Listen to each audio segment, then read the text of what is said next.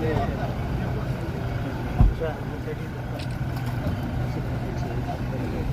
नमस्कार हरिओम हरिओम खाली हाथ में पानी दे दियो जस्ट हाथ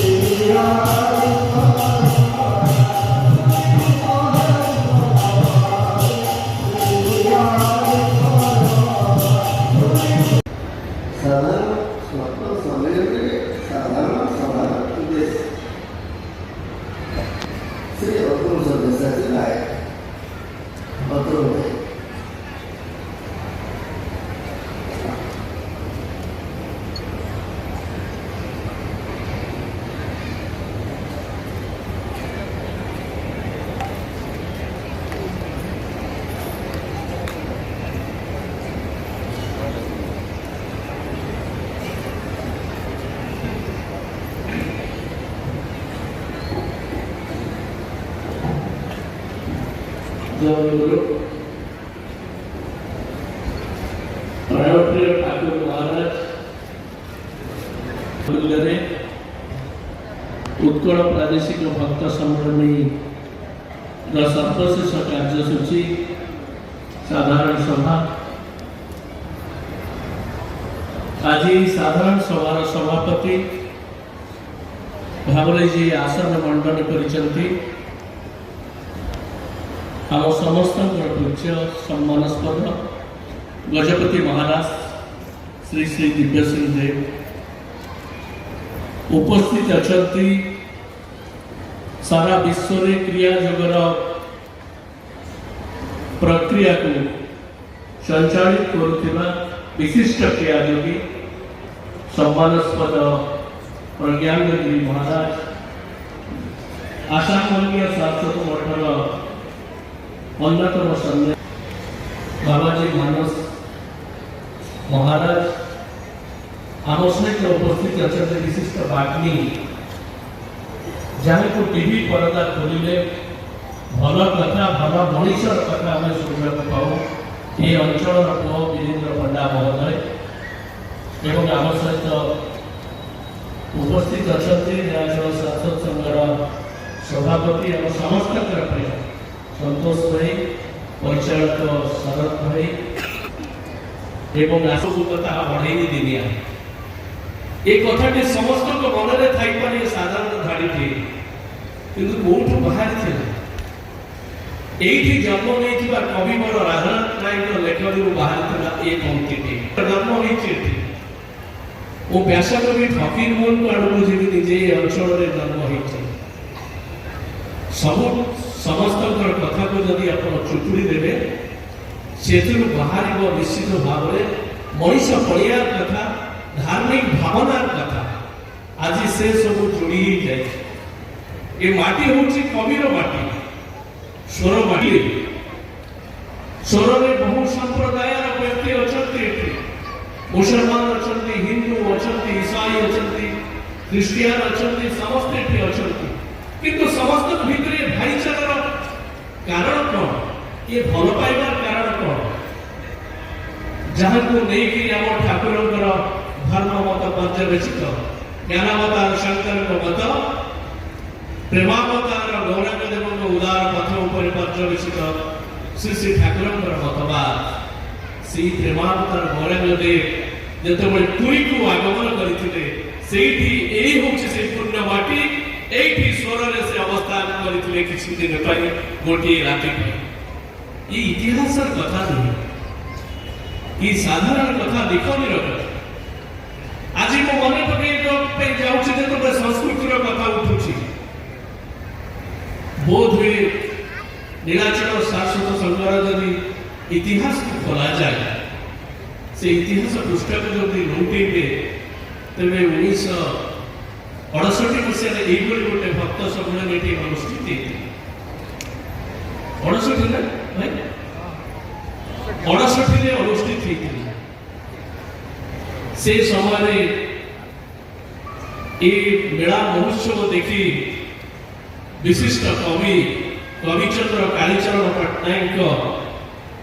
ଅନ୍ନପୂର୍ଣ୍ଣା ରଙ୍ଗମଞ୍ଚ ଏ ତାର ଗୋଟେ ଯାତ୍ରା ପାର୍ଟି ଏଠି ପାଖାପାଖି ପକେଇଥିଲେ କାରଣ ଏଠି ତ ବହୁତ ଭକ୍ତ ହେବେ ହରିନାମ କୀର୍ତ୍ତନ ହବ ସେ ଲୋକ ମଧ୍ୟ ଯାତ୍ରା ଦେଖିବେ କିନ୍ତୁ ସେ ସମ୍ମିଳନୀ ଯାତ୍ରା ଆରମ୍ଭ ପୂର୍ବରୁ ସମ୍ମିଳନୀ ଆରମ୍ଭ ହେଇଗଲା ବିଶିଷ୍ଟ ସଙ୍ଗୀତ ସେବକ ସମସ୍ତେ ଜାଣିଥିବେ ନିଗମ ପରିବାରର ଚନ୍ଦ୍ରମଣି ଭାଇ ବୋଲିଥିଲେ ଭିକାରୀରେ ଭିକ ଦିଅ ଏ ସଙ୍ଗୀତଟି ଯେତେବେଳେ ସେ ବୋଲି ଦେଇଥିଲେ ସେ ଯାତ୍ରାରେ ଯେଉଁମାନେ ଟିକଟ କାଟିଥିଲେ ସେମାନେ କହିଲେ ଯାତ୍ରା ଟିକେ ରଖିଦିଅନ୍ତୁ ଆମେ ଭିକ ଦେଇକିରି ଆସୁ ତାପରେ ଯାତ୍ରା ଷ୍ଟାର୍ଟ ହେବ ତାପରେ କ'ଣ ହେଇଥିଲା ଜାଣିଛନ୍ତି ଏ କଥା କାଳୀ ଭାଇଙ୍କ ପାଖକୁ ଯାଇଥିଲା ଯାତ୍ରା 3 ଦିନ ପାଇଁ ବନ୍ଦ ହେଇଯାଇଥିଲା ଆଉ ସମସ୍ତେ ଏଇଠି ଠାକୁରଙ୍କର ଶାଶ୍ୱତ ପ୍ରେମକୁ ଗ୍ରହଣ କରିଥିଲେ କିଏ କାଳୀଚରଣ ପଟ୍ଟନାୟକ ଆଜି ଅଭିମାନ ଅହଙ୍କାରକୁ ଚୂର୍ଣ୍ଣ କରିକିରି ଗୋଟିଏ ମନ୍ତ୍ରରେ ଦୀକ୍ଷିତ ହେବା ପାଇଁ ଆମେ ସମସ୍ତେ ଆଜି ଏକାଠି ହେଇଛୁ ମନ ଭିତରେ ଆମର ଅହଙ୍କାର ଅଛି ଆମେ କି କହୁଛୁ ଆମେ ମନ୍ତ୍ରୀ ହେଇଗଲୁ ତନ୍ତ୍ରୀ ହେଇଗଲୁ କି ଇଞ୍ଜିନିୟର ହେଇଗଲୁ ଡାକ୍ତର ହେଇଗଲୁ ପଇସା ବାଲା ହେଇଗଲୁ କିନ୍ତୁ ସବୁ ଯୋଉଠି ଶେଷ ହବ ସେଇଠି ଠାକୁର ଦେବେ ଦର୍ଶନ ଦେବେ ଓ ଭଲ ପାଇବା ଆମକୁ ଅଜାଡ଼ି ଦେବେ କାଳୀଚରଣ ପଟ୍ଟନାୟକ ବିଶିଷ୍ଟ କବି ଆଜି ଯେତେବେଳେ କବିମାନଙ୍କ କଥା ଆଲୋଚନା ହଉଛି নম্বর কথা ছিল ঋষি যুগের মতন আদর্শ গৃহস্থ জীবন গঠন 3 নম্বর কথা ছিল শঙ্করাচার্যଙ୍କ আদর্শ এবং গৌরাঙ্গ মহাপ্রভুଙ୍କ আদর্শ ঈশ্বরক আদর্শ ইহাই মঠের আদর্শ 7 নম্বর কথা ছিল সনাতন ধর্ম প্রচার এবং সৎশিক্ষা বিস্তার এই আমার এটি আর্তকৃষ্ণ রুগ্ন দরিদ্র নারায়ণের সেবা সাহায্যে চিত্তশুদ্ধি লাভে চরম পর্যায়ে ঠাকুরের কথা উল্লেখ করেছেন যে আমার দেশে যে দিন দরিদ্র দুঃখী রোগী আর্থ ସମସ୍ତଙ୍କର ସେବା କରିବା ଆପଣମାନଙ୍କର ଚରମ ଧର୍ମ।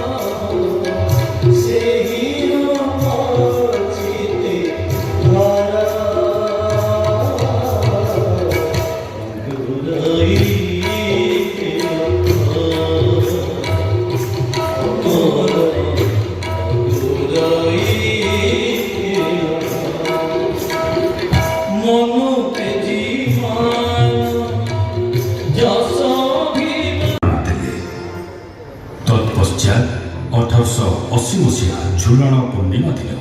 ଏମିତି ଜଣେ ଗୁରୁ ଜନ୍ମ ନେଲେ ଯାହାଙ୍କ କଥା 600 ବର୍ଷ ପୂର୍ବେ ଅଚ୍ୟୁତାନନ୍ଦଙ୍କ ମାଳିକାରେ ଲେଖା ହୋଇଥିଲା। ସେ ଗୁରୁ କୌଣସି ଗୋଟିଏ ମତକୁ ଗ୍ରହଣ ନ କରି ସବୁ ମତକୁ ସମ୍ମାନ ଦେଲେ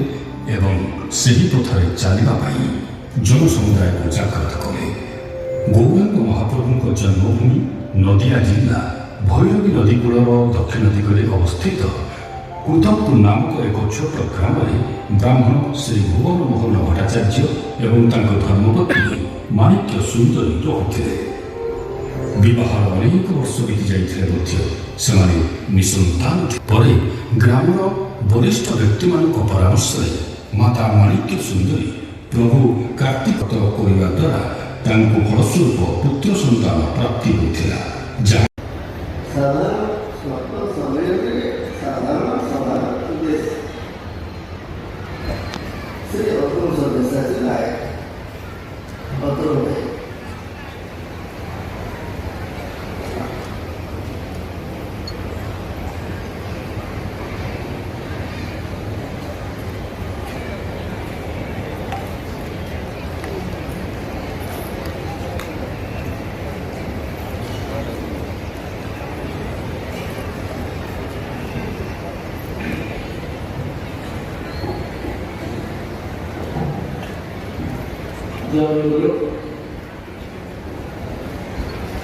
प्रणवप्रिय ठाकुर महाराज